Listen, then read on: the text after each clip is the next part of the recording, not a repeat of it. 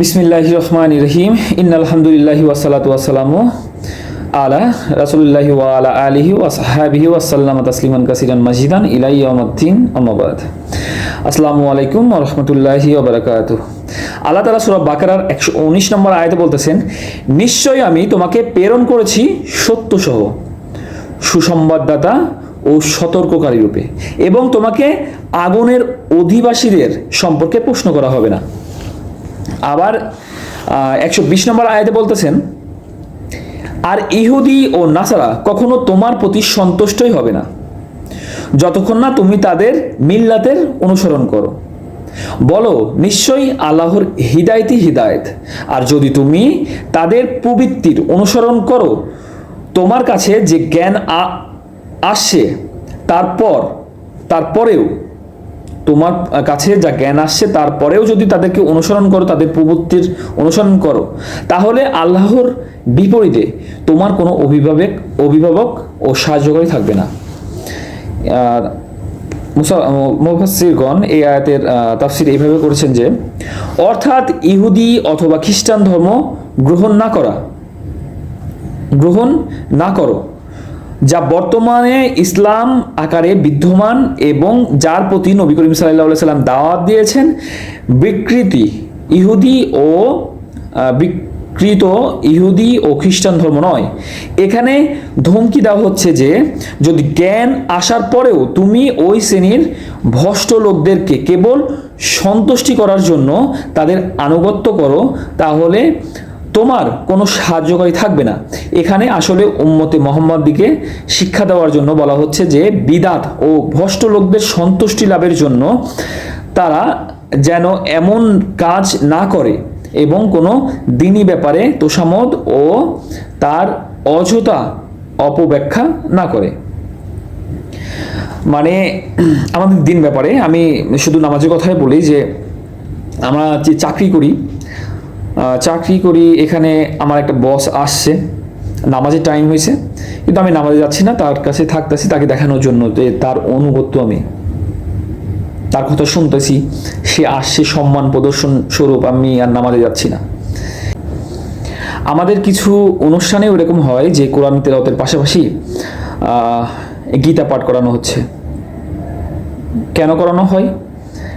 যাতে আরেকজন খুশি হয়, বা কোরআন তো তেলাওয়াত করালাম, মুসলমান তো খুশি হয়েছে, এবার একটু হিন্দুদেরকে খুশি করি, হাত রাখি, যাতে সবাই আমাকে সাপোর্ট করে বা সবাই খুশি হয়, না এই লোকটা ঠিক আছে, সব ধর্মকে প্রাধান্য দিচ্ছে। আপনি ইসলাম ধর্ম পালন করেন, আপনি অন্য ধর্ম পালন করার দরকার নাই, বা অন্য ধর্মের কোন লোক আপনাকে শাবাশি দিচ্ছে, এই শাবাশির দরকার নাই। তো আপনি কোরআন তেলাওয়াত পাঠ করে আল্লাহকে খুশি করতেছেন, আবার কি করতেছেন? গীতা পাঠ করা ভগবানকে খুশি করাচ্ছেন, অথবা মূর্তিকে খুশি করাচ্ছেন, অথবা পাশে যে আছে গণ্যমান্য ব্যক্তি তাকে খুশি করাচ্ছেন। দেখো, আমরা সব ধর্মকেই প্রাধান্য দিই। আপনি বৌদ্ধদের যে কিতাব আছে সেটা পাঠ করান, বৌদ্ধকে খুশি করেন, বা ওই ধর্মের যে লোক আছে তাকে খুশি করান। তারপরে আপনার হলি বাইবেল পাঠ করেন, খ্রিস্টানদেরকে খুশি করান, যিশুকে খুশি করান। আপনি কি করেন? আপনি হিব্রু বাইবেল পাঠ করেন, ইহুদিদেরকে খুশি করান। আপনার কি এসব কোরআন পাঠ করা এটা বা আপনার অনুষ্ঠান বা যা কিছু করতেছেন, আপনি কি এই খ্রিস্টান, ইহুদি, হিন্দু বা এই যে ভগবান বা মূর্তি এদেরই খুশি করানোর জন্য বা লোক দেখানোর জন্য? আপনার সব কাজ হবে আল্লাহকে খুশি করানোর জন্য। আপনি এমন একটা ধর্ম পালন করেন যে ধর্মের জন্য আপনাকে পিছনে ফিরে তাকাতে হবে না।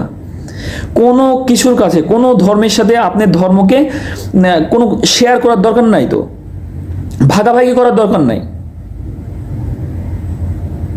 আপনি যে ধর্ম পালন করেন সেটা সত্য ধর্ম, আপনি জানেন, সে ধর্মই যথেষ্ট। তাহলে আপনি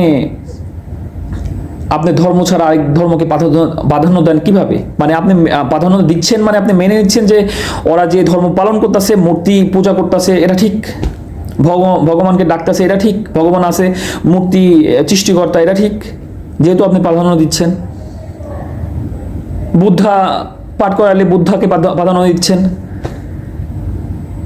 খ্রিস্টানদের যে হলি বাইবেল আছে সেটা পাঠ করাচ্ছেন, যিশুকে বাঁধানো দিচ্ছেন, খ্রিস্টানদেরকে বাঁধানো দিচ্ছেন। মানে আপনি মানতেছেন যে যিশু আল্লাহর সন্তান ছিল বা নিজেই আল্লাহ ছিল।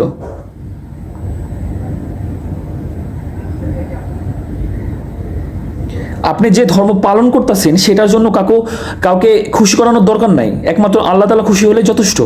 আপনাকে কোনো কিছু পেছনে ফিরে দেখার দরকার নাই কে কি পালন করতেছে। এটাই ইসলাম। কোনো সাবাসির দরকার নাই, আল্লাহ সন্তুষ্ট থাকলে যথেষ্ট, আর কিছু লাগবে না। এটা আমি এখনকার কথা বলতেছি, কিন্তু ওইটা তখনকার কথা বলছে যে বা সমগ্র বিশ্ব কিয়ামত পর্যন্ত, এই উদ্দেশ্যে বলছে যে যেগুলা কাফির লোকদের সন্তুষ্টি লাভের জন্য তাদের মতো করব বা তাদের কথার মতো করব, তাদের পথ অনুসরণ করব, এরকম যাতে না করি।